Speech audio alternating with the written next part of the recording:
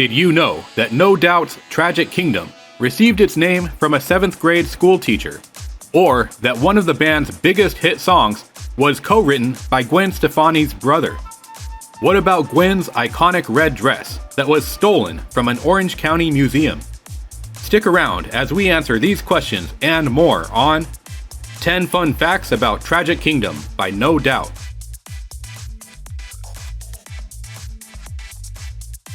Number 1.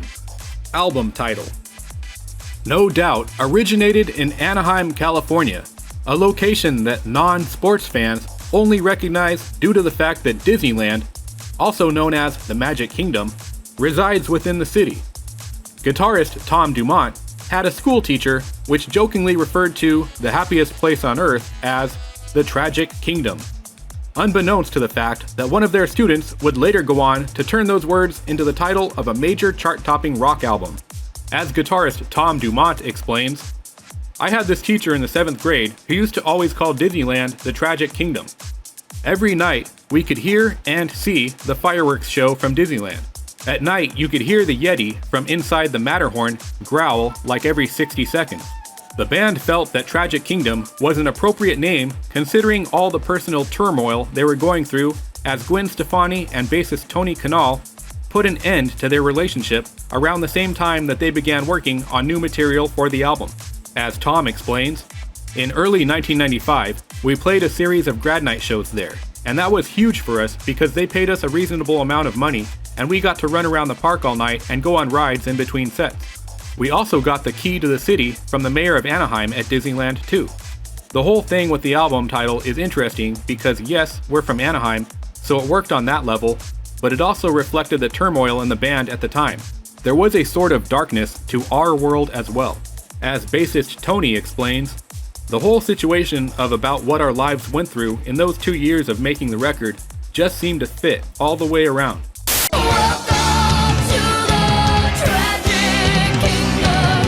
Number 2. World famous KROQ. Although No Doubt originated in Orange County, California, proximity to Los Angeles County means that the radio airwaves in No Doubt's hometown of Anaheim are primarily dominated by radio stations that broadcast from Los Angeles, such as the world-famous KROQ 106.7, which began in 1972 and has been the premier major rock radio station in Southern California since as long as I can remember. As such, this would be the radio station that No Doubt dreamed of one day hearing their music broadcast from.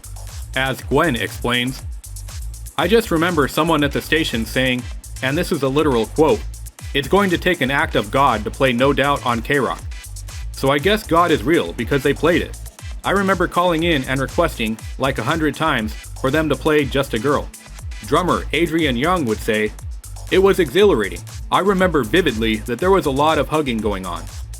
Radio DJ Kevin Ryder from the popular morning show Kevin and Bean spoke with the Orange County Register decades after debuting the song on KROQ. "I remember listening to that song, Just a Girl, and just going, yes! I was really happy about it, and Just a Girl is a song that punches you right in the face, which was exactly what we needed from a band that was fronted by someone like Gwen, who was just a fireball. No Doubt was ska-ish, and that was not at all what was mainstream at the time. But I was so happy to have that song because it was good. It was very different from what else we were playing, and it was coming from a female-led band."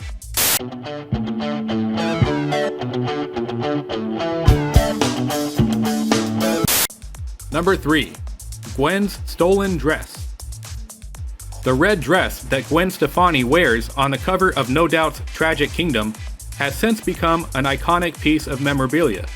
So iconic, in fact, that it was on display at the Fullerton Museum Center in 2005 as part of the Orange Groove, Orange County's rock and roll history.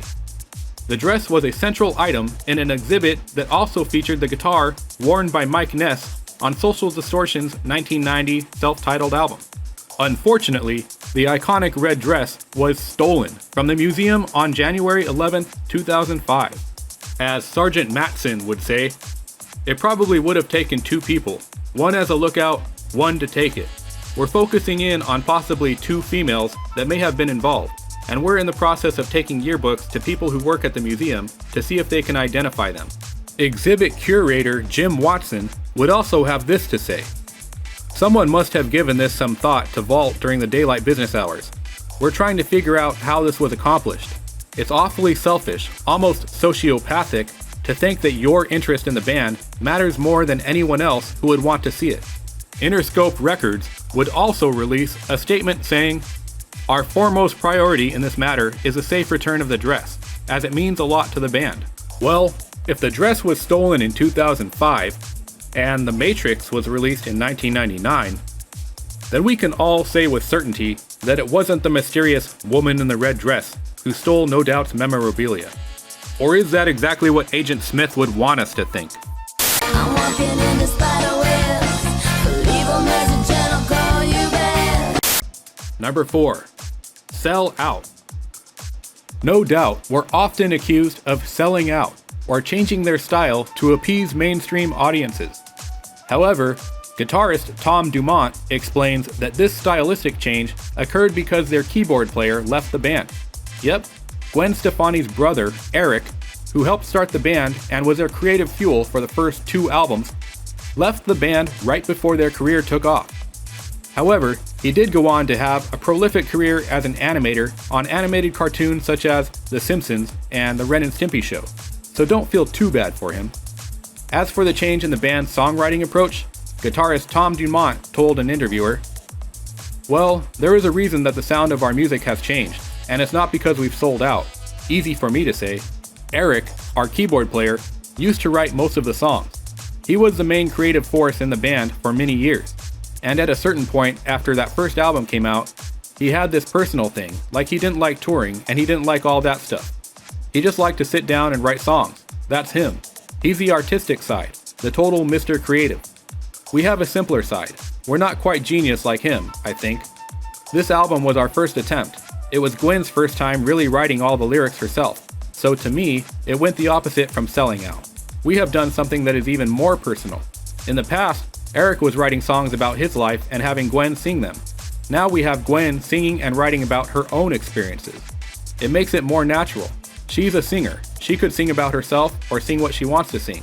I think that it's the main reason why our musical style has changed." I didn't sell out, son. I bought in. Keep that in mind. Number 5. Just a Girl.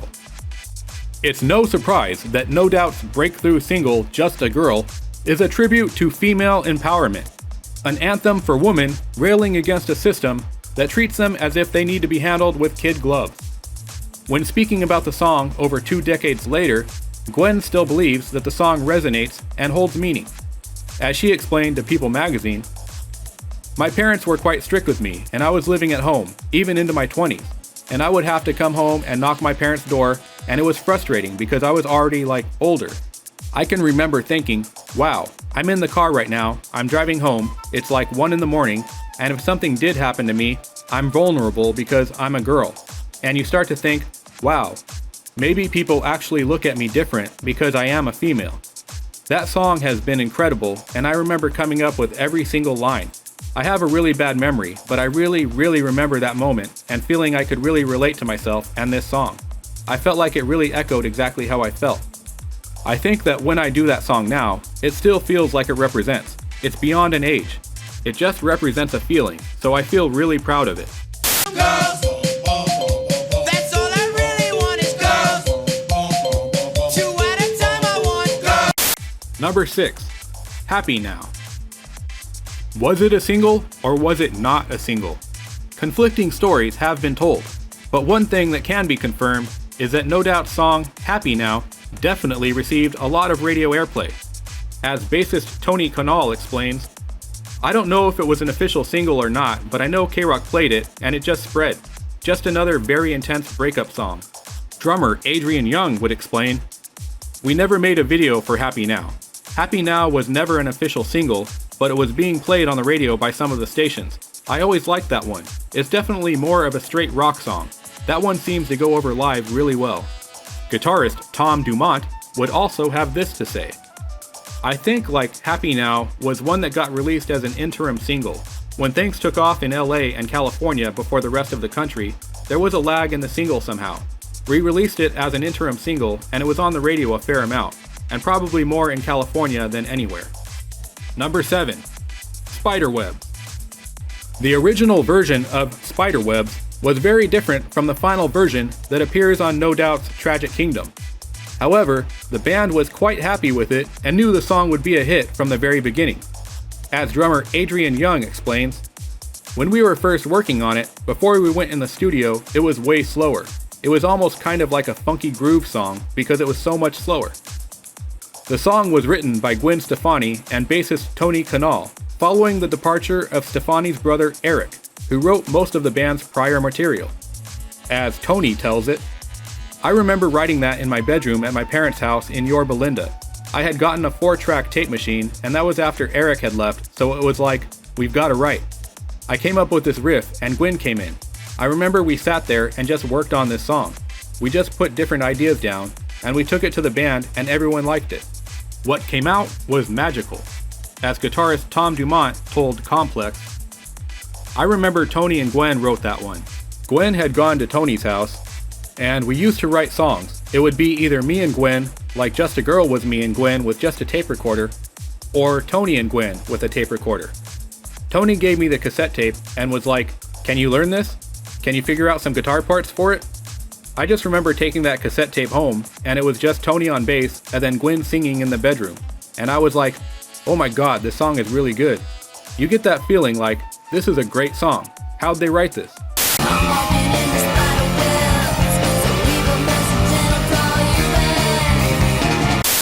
Number 8, burp. Excuse Me, Mister. No Doubt's hit single, Excuse Me, Mister, is a song about a girl who is desperately seeking the attention of a lover who appears to be uninterested. Quite the opposite message of a song like Spiderwebs, in which the main character of the song is desperately trying to avoid the advances of a former lover. Some speculate that the song is about bassist Tony Kanal, whom Gwen had broken up with prior to writing material for Tragic Kingdom. The band originally recorded an alternate version of the song upon request of the producer. So please excuse me, mister, you got things all wrong. You make it feel like a crime. However, that version was lost, and No Doubt had to record the song again. This time, they decided to play it their way, which is what we hear on the final album. As drummer Adrian Young told Complex in 2012, "When we recorded that, we used to play it the way it is now, and our producer wanted us to play it almost kind of like a country shuffle, and so we gave it a shot. We later decided that we didn't really like that, but the other version was erased from the tape. We had to go back in. It must have been months later. We re-recorded it the way we used to play it." So don't confuse me, mister, I've known you too long. All I need is a little of your time. Number 9. Sunday Morning. Sunday Morning is, surprise surprise, a hit song from No Doubt's Tragic Kingdom. And, surprise surprise, but it's also another example of a song that originated as something a bit different before Gwen turned the lyrics into, surprise surprise, a breakup song.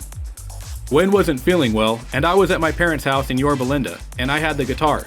She was sitting in the bathroom, and I was sitting outside of the bathroom singing, kind of like serenading her. I was just like, somebody is feeling quite, somebody is feeling quite ill. And that became Sunday Morning. That's how the song started. It's obviously not about someone feeling ill now. Gwen made the lyrics. Although the lyrics describe a breakup, the beat is kinda rockin' and doesn't really reflect that of a traditional sad song about two lovers falling apart. The music video reflects this more lively atmosphere and portrays the band literally at home and in their natural elements.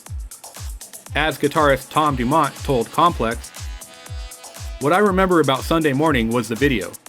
We did at Gwen's grandparents' house in Anaheim. It was just like a one-day shoot. I love that video. The whole video was really normal for us before this weird success. But we would be at our band house, we'd rehearse in the garage for a couple of hours, and then we would go in the kitchen of the house and make spaghetti and have a big dinner and hang out. That video was just trying to capture that kind of really simple, silly, sweet story of our friendship. Especially coming after Don't Speak, because the Don't Speak video was about us fighting.